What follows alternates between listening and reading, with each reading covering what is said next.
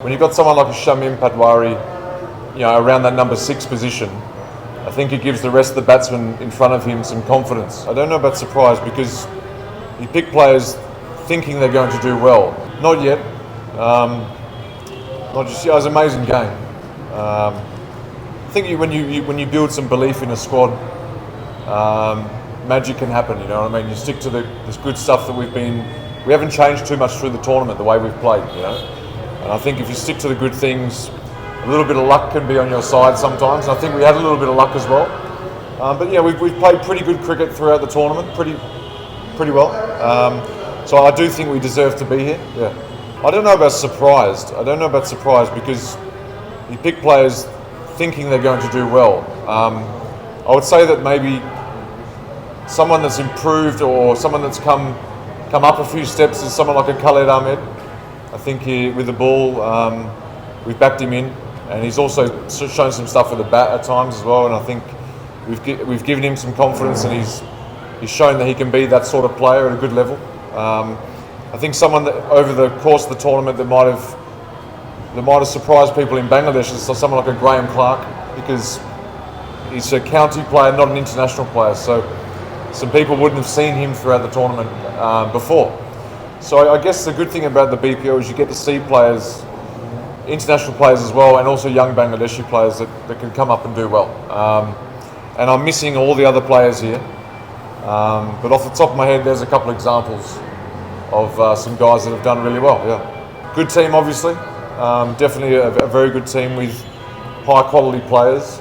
But I don't want to talk too much about them. I want to keep it with us. Yeah. Look. People will say we're not batting very deep, but at the end of the day, we've made the final. That's, you sometimes do take risks and make risky decisions as a team, and you have to back your players. And it goes your way or it goes against you. I know I'm comfortable with that. But for majority of the tournament, our batsmen have done the job. They've done the work. When you've got someone like a Shamim around that number 6 position, I think it gives the rest of the batsmen in front of him some confidence, because you've got a guy like him coming in. We've seen the damage he can do. He's a very tricky player to bowl to.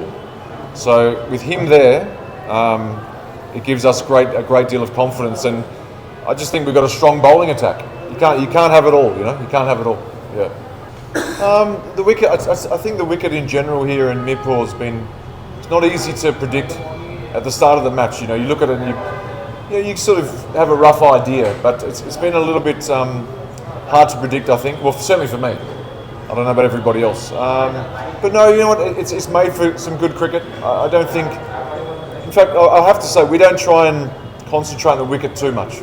It is what it is, and we'll try and play the game in front of us, the conditions in front of us, and try and just...